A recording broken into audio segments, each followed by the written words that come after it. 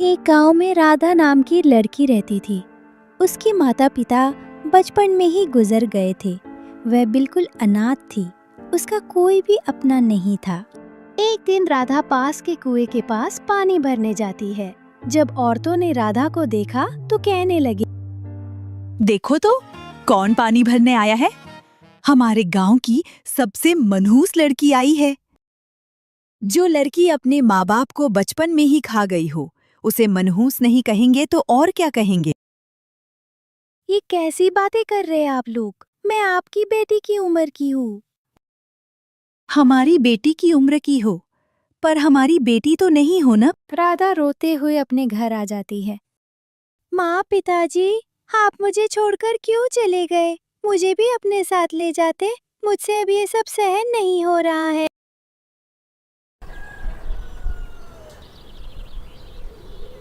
कुछ समय बीत जाते हैं।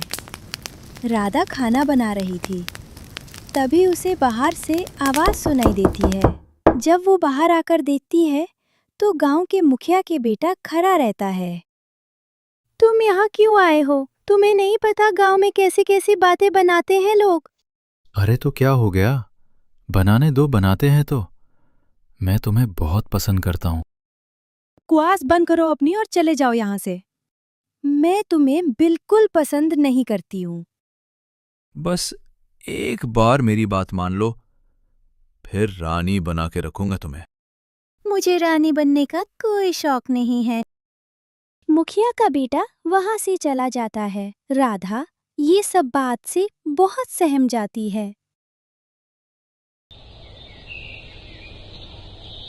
अगले दिन जब राधा जंगल लकड़ी काटने जा रही थी, तब गांव के कुछ लफंगे उसे छेड़ने लगते हैं और बोलते हैं, अरे कहाँ जा रही हो रानी? हमें भी साथ ले चलो। हाँ हाँ, हमें भी साथ ले चलो। तुम्हारा इस दुनिया में कोई नहीं है, पर हम लोग तो हैं।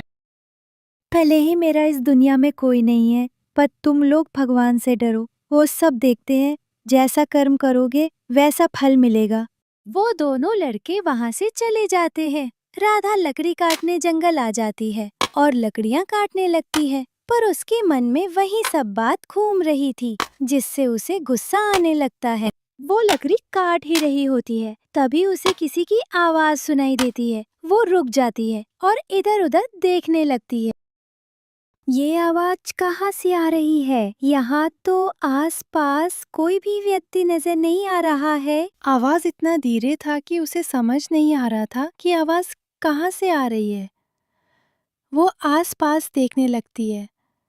देखते देखते वो एक गुफा के सामने पहुंच जाती है।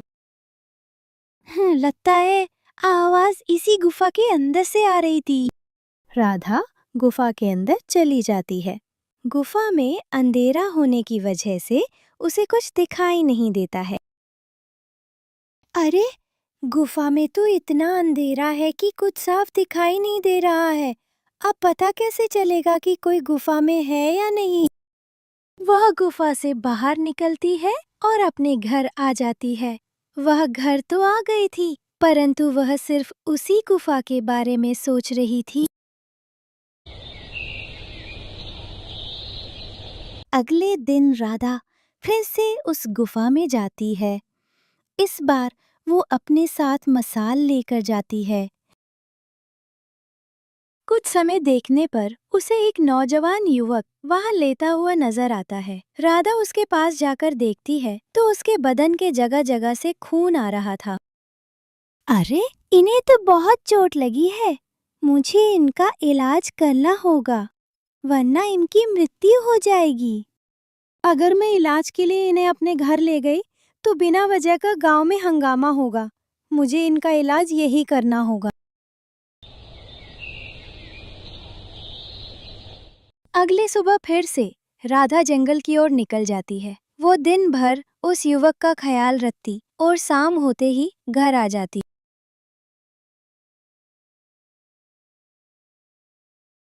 2-3 दिन बीत गए। राधा रोजाना जंगल जाती और जंगल से बिना लकड़ी लिए वापस आ जाती। ये सब गांव वाले देख रहे थे।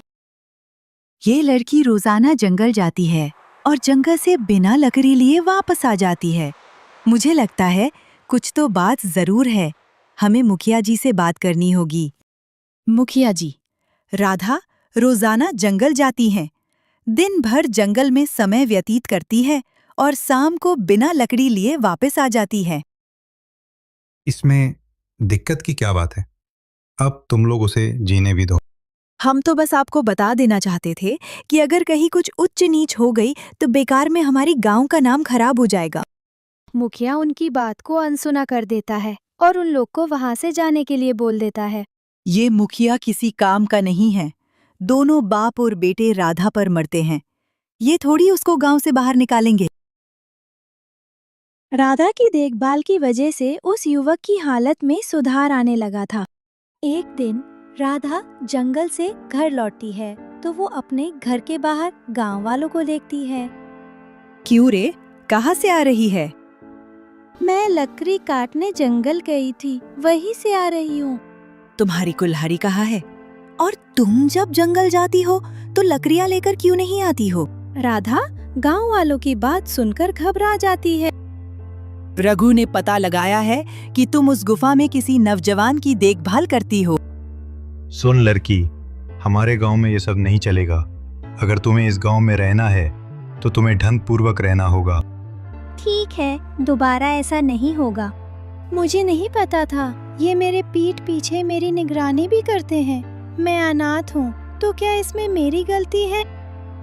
राधा ने अब जंगल जाना छोड़ दिया था।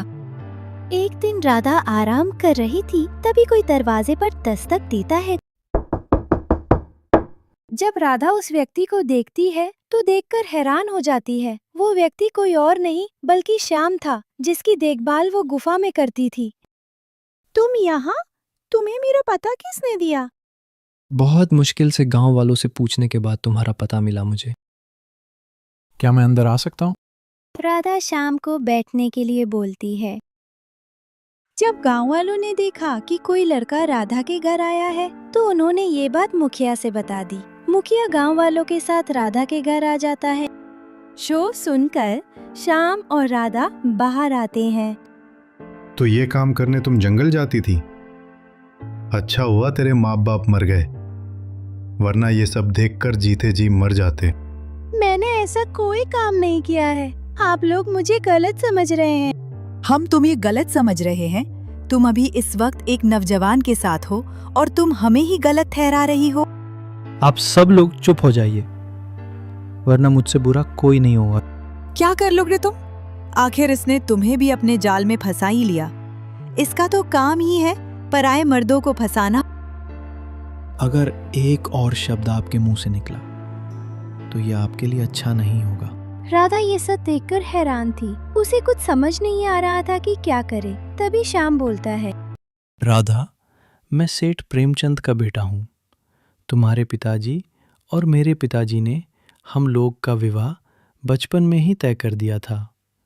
हम बस सही वक्त का इंतजार कर रहे थे। सेठ प्रेमचंद्र का नाम सुनते ही गांव वालों की बोलती बंद हो गई थी। प्रेमचंद्र गांव का बहुत बड़ा व्यापारी था। राधा, मैं तुम्हें यहाँ से ले जाने आया हूँ। मैं जानता हूँ तुमने बचपन से बहुत कुछ सहा है। अब मैं तुम्हें और कष्ट में नहीं देख सकता हूँ। मैं तुम्हें जीवन की वो हर खुशी देना चाहता हूँ जिसकी तुम हकदार हो। राधा को अब कोई भी बात से ऐतराज नहीं था। कुछ महीनों बाद श्याम और राधा विवाह कर लेते हैं और हंसी खुशी रहने लगते हैं।